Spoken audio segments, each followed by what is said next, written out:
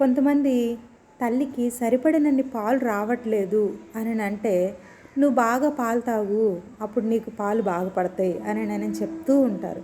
కానీ ఇదైతే ఎంత మాత్రం నిజం కాదండి. ఇది జస్ట్ అపోహ మాత్రమే. తల్లి ఎక్కువ పాలు తీసుకోవడం వల్ల బిడ్డకి సరిపడనన్ని పాలు వస్తాయి అని అనుకోవడం మన అపోహ మాత్రమే. కానీ తల్లి అయితే కంపల్సరీ పాలు తీసుకోవాలి. పర్ డే వచ్చి 500 ml వరకు తీసుకోవచ్చు. అంటే 3 times మిల్క్ తీసుకోవచ్చు. అంతకంటే ఎక్కువ మాత్రం తీసుకోకూడదు. ఇలా ఎందుకు తీసుకోవాలి అంటే బేబీకి పాలు ఎక్కువ వస్తాయి అని కాదండి. తల్లి యొక్క కాల్షియం లాస్ అయిపోతూ ఉంటుంది. ఎప్పుడైతే తను బ్రెస్ట్ ఫీడింగ్ ఇస్తూ ఉంటుందో అప్పుడు కాల్షియం అంతా లాస్ అవుతుంది.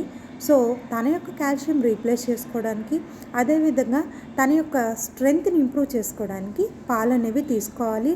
ప్లెయిన్గా మిల్క్ తీసుకోవడం వల్ల కొంతమందికి తాగలేక వామిటింగ్ సెన్సేషన్ వచ్చేటట్టు ఉంటుంది.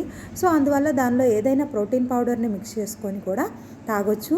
అది కాదు అంటే డ్రై ఫ్రూట్స్ పౌడర్ని మిక్స్ చేసుకొని కూడా తాగొచ్చు. ఇలా చేయటం వల్ల తను కూడా స్ట్రెంగ్తన్గా ఉంటుంది, బేబీని కూడా ఆరోగ్యంగా ఉంచుతుంది.